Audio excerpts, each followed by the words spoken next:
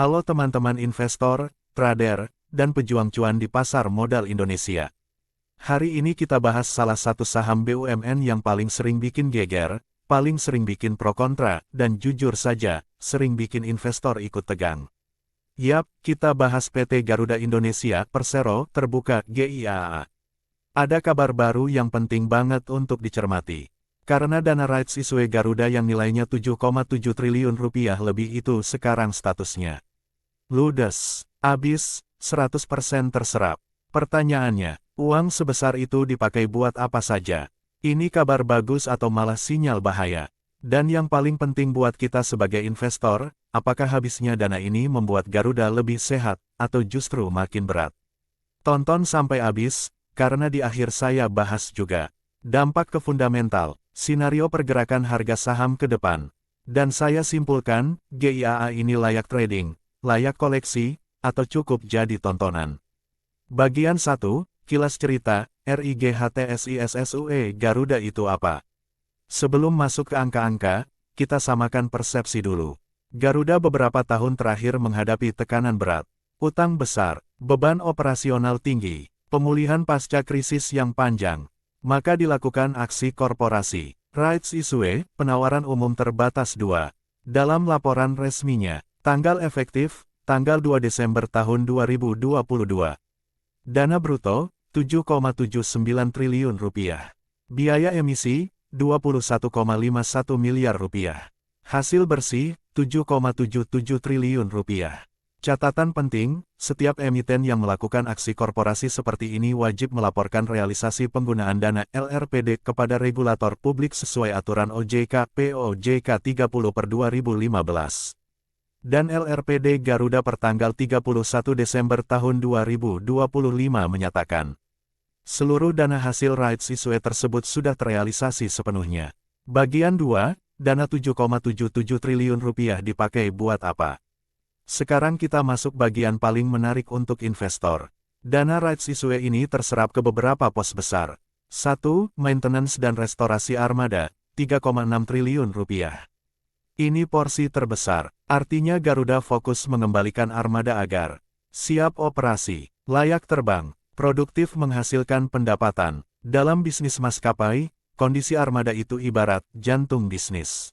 2. Maintenance reserve, 900 miliar rupiah. Ini juga cukup besar. Sederhananya, ini seperti tabungan wajib untuk siklus perawatan pesawat sesuai kewajiban kontrak operasional.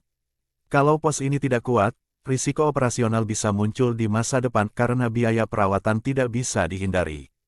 3. Bahan bakar pesawat, 1,73 triliun rupiah.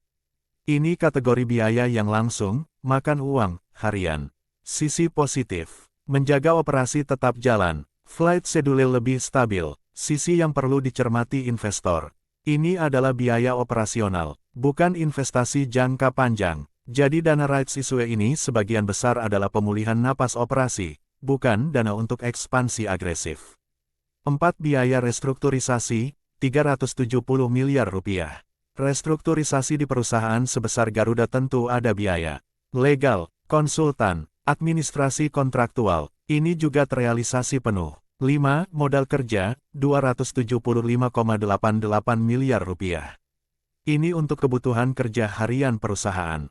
Kesimpulan bagian 2, Garuda menggunakan rights issue untuk memastikan bisnis bisa beroperasi stabil, maintenance plus full, sambil menjalankan restrukturisasi.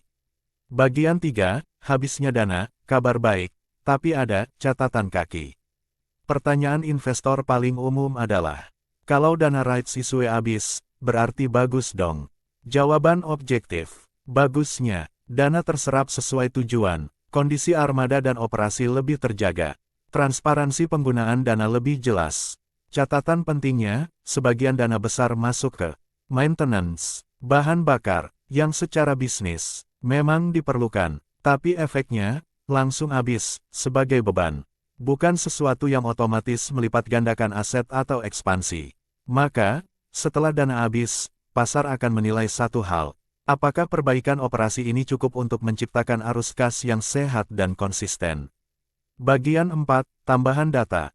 Valid yang penting buat acuan investor. Nah, ini bagian yang saya tambahkan agar pembahasan kita makin kuat dan kredibel.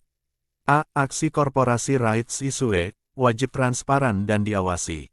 Mengacu pada POJK keterbukaan info, realisasi dana. Emiten wajib melaporkan realisasi penggunaan dana secara berkala. Tujuannya, melindungi investor publik agar tidak terjadi penyalahgunaan dana. Artinya, berita ini bukan sekadar isu media, tapi berbasis laporan realisasi LRPD, yang merupakan dokumen formal. B. Karakter saham GIAA, volatilitas tinggi dan lebih banyak digerakkan sentimen. Ini poin penting yang sering dilupakan investor. GIAA tergolong saham yang sangat sensitif terhadap berita, mudah digerakkan oleh sentimen, positif maupun negatif. Punya histori volatility tinggi. Secara harga pasar, GIAA sekitar Januari tahun 2026 bergerak di area Rp90 hingga Rp98. Rentang 52 minggu, gambaran tingkat volatilitas. Low sekitar Rp31. High sekitar Rp126. Ini valid untuk menunjukkan kepada Anda bahwa saham ini punya nafas trading, tapi juga punya risiko besar buat yang tidak disiplin. Bagian 5, dampak ke saham. Kunci ada di pemulihan CASHFLOW. Saya sederhanakan begini, rights issue itu seperti suntikan darah. Tapi investor tidak boleh berhenti di pertanyaan. Uangnya dipakai apa? Investor harus naik level ke pertanyaan. Setelah ini perusahaan bisa hidup mandiri enggak? Karena setelah Rp7,77 triliun terserap, market akan melihat. Pemulihan operasional apakah revenue konsisten naik? Beban apakah lebih terkendali? Margin membaik atau tidak? Bagian 6. Skenario pergerakan harga GIAA ke depan objektif. Saya tidak memprediksi harga pasti, itu tidak valid. Tapi kita bisa bikin skenario logis berdasarkan perilaku pasar. Skenario bullish. Harga berpotensi naik jika ada laporan kinerja membaik, sentimen positif BUMN, dukungan pemerintah. Penumpang naik, load faktor membaik. Isu restrukturisasi mereda dan lebih rapi. Biasanya di saham seperti GIAA, sekali sentimen bagus, bisa jadi momentum stock. Skenario sideways. Jika pemulihan jalan tetapi tidak meledak, bisnis membaik perlahan, profit belum jelas, pasar menunggu kepastian laporan keuangan berikutnya. Ini akan jadi fase perang trader, naik turun di rank. Skenario bearish. Harga tertekan jika muncul kenaikan biaya aftur, tekanan rupiah, biaya USD. Arus kas ketat lagi, muncul isu tambahan terkait utang, biaya sewa pesawat. Bagian 7, strategi praktis untuk penonton channel ini. Kalau saya ringkas, untuk investor konservatif, hindari dulu untuk jangka panjang kalau belum sanggup menahan volatilitas besar. Untuk trader momentum, menarik, tapi wajib disiplin. Cut loss ketat, jangan overload, jangan FOMO, jangan nikah sama sahamnya. Untuk swing trader, bisa, tapi tunggu, price action jelas, volume valid, sentimen sesuai. Untuk monitoring, investor retail bisa cek ringkasan data harga dan aksi korporasi dari aplikasi umum sekuritas seperti Stockbit, Ajaib, sebagai alat bantu, dan keterbukaan resmi tetap mengacu BEIOJK. Kesimpulan video hari ini, dana rights issue Garuda sebesar Rp7,77 triliun sudah terserap 100% dan dipakai terutama untuk maintenance dan restorasi armada, maintenance reserve, bahan bakar pesawat, restrukturisasi dan modal kerja. Ini memberi sinyal, perusahaan fokus pemulihan operasional. Namun investor harus cermat, kalau dana sudah habis, tantangan berikutnya adalah Garuda harus membuktikan pemulihan ini menghasilkan arus kas dan kinerja keuangan yang lebih sehat. Kalau teman-teman ingin saya bahas saham lain dengan model seperti ini, berita dibedah, data ditambah, dan ada skenario harga, tulis di komentar. Sampai jumpa di video berikutnya. Semoga sehat selalu dan sukses.